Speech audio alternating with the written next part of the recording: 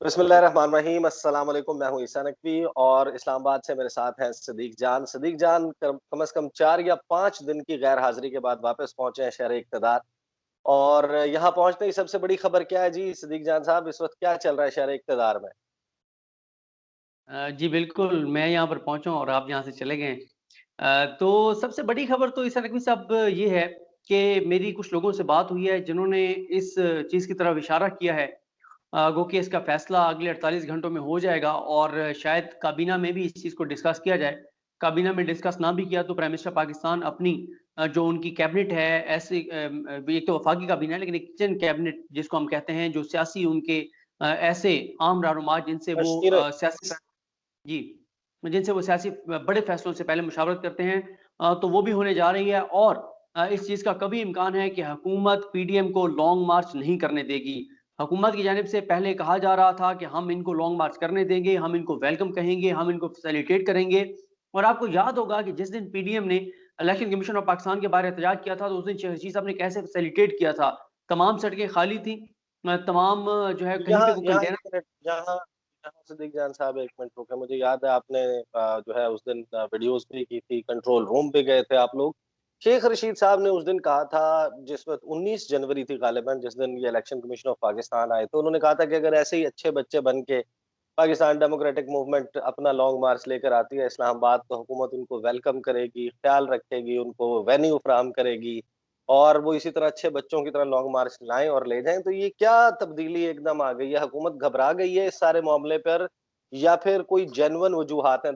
2 से 3 क्या बड़ी वजूहात हो सकती हैं अगर हुकूमत ये फ़ैसला लेती है?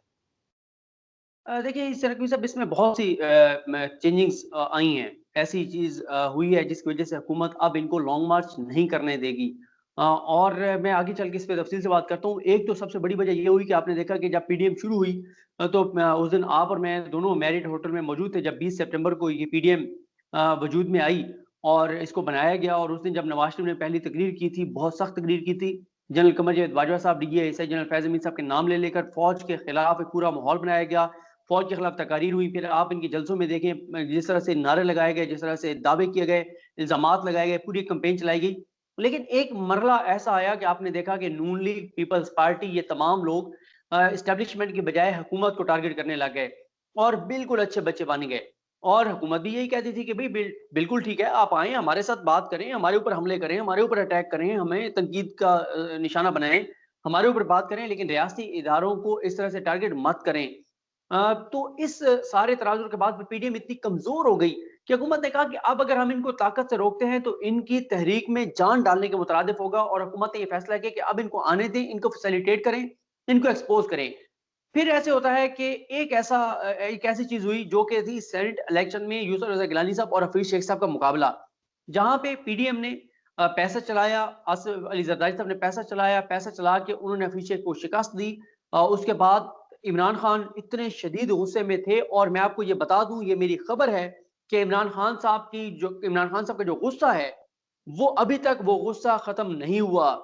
2 सीटें जीतने के बावजूद इमरान खान का गुस्सा कम नहीं हुआ। इमरान खान अभी तक जो है वो नहीं भूल पा रहे कि जो कुछ पीडीएम ने हफीज शेख के मामले में किया है। इमरान खान उस चीज़ का भरपूर सियासी बदलाव लेने का इरादा रखते हैं और ये नहीं है कि 2 सीटें उन्होंने जीत ली हैं तो अब वो रिलैक्स हैं और कहें कि बिल्कुल ठीक है जी, हमने बदला ले लिया। नहीं, यही वजह है कि अब हुकूमत इस दौरान फिर एक और चीज़ ने हुकूमत को एक जवाब फराहम कर दिया है। 2 तरह की चीज़ों ने जवाब फराहम किया है। एक तो बड़ा जेन्युइन इश्यू है और वो है कोविड की तीसरी लहर का। और यहाँ पर ईसा नकवी साहब मैं आपको बताऊँ कि कल जब मैं वापस आ रहा था तो मेरा राब्ता हुआ असदुल्ला खान साहब के साथ, आपके भी और मेरे भी दोस्त हैं, चैनल 92 पे प्रोग्राम भी करते हैं, अपना यूट्यूब चैनल भी उनका है, लाहौर से हाई कोर्ट और एहतसाब अदालत में खुद जाकर बैठते हैं और रिपोर्ट करते हैं। वो क्योंकि कोविड के शिकार हैं, अल्लाह ताला उनको हिफ्ज़-ओ-मान में रखे और अल्लाह ताला उन्हें सेहत दे। लेकिन उनके वालिद साहब भी कोविड का शिकार हुए जो कि म्यू हॉस्पिटल में एडमिट थे और उनके वालिद साहब को वेंटिलेटर की ज़रूरत थी। तो हमें कल पता चला रात को कि वेंटिलेटर्स जो हैं वो फुल हैं और न्यू हॉस्पिटल में कोई गुंजाइश नहीं है।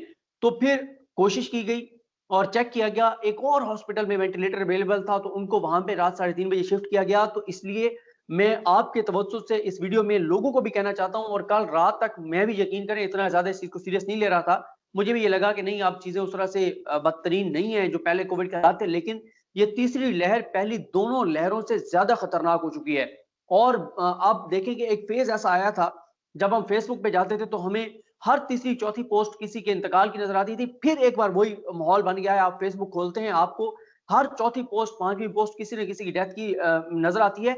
तो ये अब इस चीज़ की वजह से भी हुकूमत, देखिए मसला क्या है, आप मार्केटें बंद कर रहे हैं, आप स्कूल बंद कर रहे हैं, आप यूनिवर्सिटीज़ बंद कर रहे हैं, आप लोगों का कारोबार बंद कर रहे हैं, आप शादी हॉल्स बंद कर रहे हैं, आप एक्टिविटीज़ बंद कर रहे हैं, आप हर चीज़ बंद कर रहे हैं।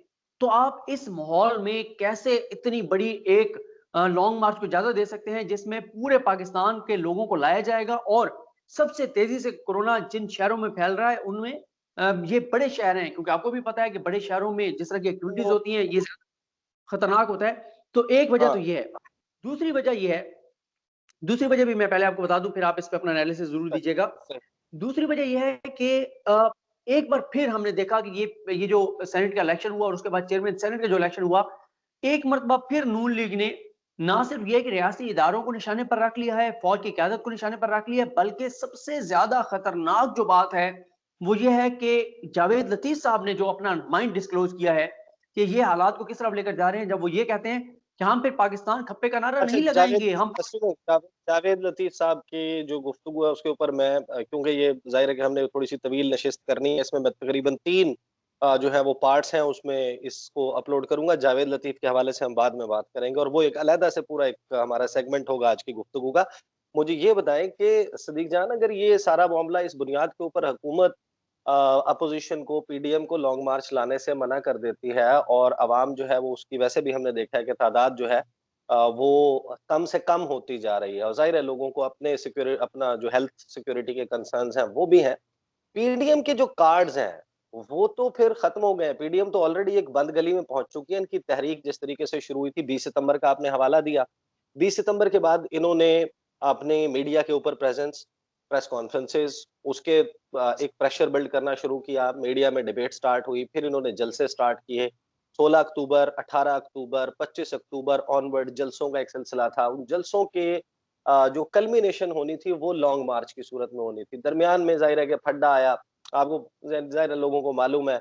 इन्होंने कहा जनाब आर या पार होगा, इमरान खान हुकूमत छोड़ के भाग जाएगा, इमरान खान इस्तीफ़ा दे देगा और हमें लॉन्ग मार्च करने की ज़रूरत नहीं पेश आएगी। इमरान खान ने तो इस्तीफ़ा नहीं दिया। फिर उसके बाद इन्होंने ज़िमनी इंतखाबात में हिस्सा लेना है, नहीं लेना है, फिर फैसला हुआ हिस्सा लेना है। फिर इन्होंने कहा था कि हम तो असेंबलियों से मुस्ताफ़ी हो जाएँगे, मुस्ताफ़ी नहीं हुए। फिर इन्होंने कहा था कि हम जो है सेनेट इंतखाबात में हिस्सा नहीं लेंगे, फिर सेनेट इंतखाबात में हिस्सा लेने का फैसला हुआ। अब लॉन्ग मार्च तो लास्ट कार्ड था, आखिरी पत्ता था जो पीडीएम ने खेलना था और आखिरी पत्ता का मतलब ये है कि वो बंद गली में अगर लॉन्ग मार्च नहीं होती और फिर आगे रमज़ान का महीना आ जाएगा, उसके बाद गर्मी इतनी शदीद हो जाएगी कि उसमें ये सारा मैसिव एफर्ट करना। मैं शेख रशीद का भी इंटरव्यू देख रहा था, उन्होंने कहा कि लॉन्ग मार्च मैंने, यानी उन्होंने कहा कि मैंने 7-8 साल की जो जेल काटी है, उससे ज़्यादा मुश्किल 126 दिन का वो धरना था जो लॉन्ग मार्च लेकर आए थे। तो ये मैसिव एफर्ट कैसे करेंगे? तो पीडीएम की जो है वो इनका तो फिर बिल्कुल बंद गली में ये मुस्तकबिल क्या होगा? देखिए इस रकम साहब, बिल्कुल आप दुरुस्त कह रहे हैं। तो पहले मैं थोड़ी-सी बात और कर लूँ, उसके बाद मैं इस पे आता हूँ कि इसमें बहुत सारी चीज़ें हैं। एक तो मैंने आपको बता दिया कोविड और हिकमत अमली क्या होगी हुकूमत की, पहले मैं आपको ये बता दूँ, जो मुझे नज़र आती है। शायद वो मीडिया पे यही कहते रहें कि जी बिल्कुल ये आप आएँ, हम आपको वेलकम कहते हैं, लेकिन होगा क्या? डिस्ट्रिक्ट्स के लेवल के ऊपर इनको भरपूर ताकत के साथ रोका जाएगा। उसकी 3 वजूहात हैं। पहली वजह ये है, मैंने आपको बताया कि अगर आप इनको लॉन्ग मार्च करने देते हैं, फिर क्या कसूर है दुकानदारों का कि आप उनकी दुकानें बंद करवा रहे हैं? क्या कसूर है रेस्टोरेंट्स वालों का कि आप उनके होटल बंद करवा रहे हैं? क्या कसूर है तालीमी इदारों वालों का कि आप उनके तालीमी इदारे बंद करवा रहे हैं? तो फिर आप करने दें सारों को कुछ। अगर इस तरह से कोरोना नहीं फैलता और पूरे पाकिस्तान से आपने लोगों को ला के और यहाँ से कोरोना एक्सपोर्ट करना है पूरे पाकिस्तान में, तो फिर आप खुली रहने दें सारा कुछ। कि अब कई इलाकों में नहीं है कोविड उस तरह से, जहाँ पे ज़्यादा ट्रैवलिंग नहीं होती, जहाँ पे अभी भी लोग ज़रा फासले पे रहते हैं, वहाँ पे नहीं उस तरह से है, तो फिर आप उनको वहाँ पे ना आप चीज़ों को बंद करें। दूसरी चीज़ क्या है, अगर आपने क्या रियासत का ये काम नहीं है कि अगर लोगों को बरगला कर लाया जा रहा है, उनकी ज़िंदगियों को दाँव पे लगाया जा रहा है, तो रियासत इस चीज़ को रोके। तीसरी बात ये है कि क्या आप इस चीज़ को अलाउ करते हैं कि इस तरह से लोगों को यहाँ पर लाया जाए, बरगलाया जाए, उनकी ब्रेन वॉशिंग की जाए और पाकिस्तान के इदारों पर उनसे हमला करवाया जाए? आप क्या करेंगे अगर ये लोगों को वहाँ से ले आते हैं और यहाँ पर आके ये पाकिस्तान के किसी बड़े इदारे के ऑफिस के ऊपर, उनके हेडक्वार्टर के ऊपर हमला कर दें? किस तरह से आप जस्टिफाई करेंगे इस चीज़ को? दूसरा, इस नकवी साहब, जो आपने कहा कार्ड्स वाली बात, देखिए इनके जो कार्ड्स वाला मामला है, ये इनके कार्ड्स इनके खत्म हो चुके हैं। इनका आखिरी कार्ड था लॉन्ग मार्च, वो उसकी इनके पास इनकी तैयारी ही उस तरह से नहीं है। अब मैं आपको बताता हूँ वो तो फंडा मुझे पड़ा लग है ना। पीपल्स पार्टी कहती है कि हम आ ही नहीं सकते, 4 दिन में आप पहुँच जाएँ, हम आपको 8 दिन के बाद जॉइन करें। नहीं। मैं आपको एक और चीज़ कह रहा हूँ। मुझे तो अभी एक्सपीरियंस हुआ है 3-4 दिन पहले कि मैं अब आपको ज़रा कंपैरिज़न करके बता रहा हूँ ना कि ये पीडीएम जो इतना बड़ा लॉन्ग मार्च करने की का इरादा रखती है कि पू ये कहते हैं कि पाकिस्तान की तारीख़ का सबसे बड़ा लॉन्ग मार्च होगा और अभी तक कोई तैयारी नहीं है। ये नहीं पता कैसे बंदे आएँगे, कौन लाएगा, कितने दिन बैठेंगे, खाना कहाँ से आएगा, पैसे कौन देगा, कब तक बैठना है, इस्तीफ़ा लेके उठना है, ये 1 दिन का जलसा करके निकल जाना है। देखिए, मैं आपको कह रहा था कि अभी मुझे एक्सपीरियंस हुआ क्योंकि मेरे छोटे भाई की शादी थी और हमने बारात जानी थी बक्खर से जोराबाद। तो हमें पूरा को हफ्ता लगा लिस्टें बनाने में कि बारात के साथ कौन-कौन जाएगा और कौन-कौन नहीं जाएगा। और फिर उसके बाद आखिरी वक़्त तक बड़े मसाइल क्योंकि आपको पता है सराइकियों के बच्चे ज़्यादा होते हैं और वो फिर वो जहाँ भी जाते हैं वो कहते हैं सारे बच्चे भी साथ जाएँगे। और हमारे लिए बड़ा वो मसला हो गया कि एक-एक घर से 7-7 बंदे आए हुए थे, उन्होंने कहा बारात सारे जाएँगे वरना हम यहीं से वापस जा रहे हैं। ठीक है, कोई चक्कर नहीं है। एक हमने बारात लानी थी और हमें पूरा कोई हफ्ता लग गया उसकी तैयारी में कि कौन-कौन जाएगा, बड़ी लिस्टें बनी आखिरी टाइम तक नाम क्योंकि वो थोड़ा-सा ये भी था कि यार इतने ज़्यादा लोग लेके नहीं जाने चाहिए थे। एक बारात के लिए हमें इतने दिन लगे और यहाँ पे ये पाकिस्तान की तारीख इतना बड़ा लॉन्ग मार्च करने जा रहे हैं और कोई तैयारी नहीं है, कोई पता नहीं है कि कहाँ से कौन आएगा, कैसे आएगा। उनके अपने हालात भी बड़े पतले हैं और आप ये भी देखिएगा इनको वो कहते हैं साजे की हंडिया बीच चौराहे फूटती है। अब ये 11 जमातें हैं, कहाँ-कहाँ से निकलेंगे, कहाँ पर मिलेंगे, कहाँ पर पड़ाव होगा, कहाँ क़याम होगा, कहाँ पर जो है वो खाने का इंतज़ाम होगा। ज़ाहिर है एक बहुत मैसिव एफ़र्ट है और अगर उसमें हुकूमत ये फ़ैसला कर लेती है कि हमने ज़ाहिर है कि जो 2-3 बुनियादें आपने जो वजूहात बताई उसकी बुनियाद पे ये लॉन्ग मार्च नहीं आने देना इस्लामाबाद में, तो फिर ज़ाहिर है कि ये पीडीएम के लिए जो है वो सियासी मौत है। पीडीएम जो है वो अच्छा ज़ाहिर है कि गुफ्तगू तवील हो रही है। हम अब इससे अगली जो एक एक गुफ्तगू को सिलसिले एक को बढ़ाएँगे।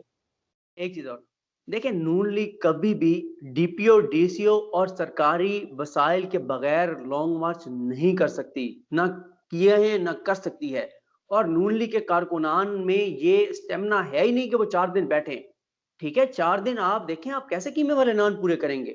आप कैसे बिरयानी और ये सारी चीज़ें आप पूरी करेंगे?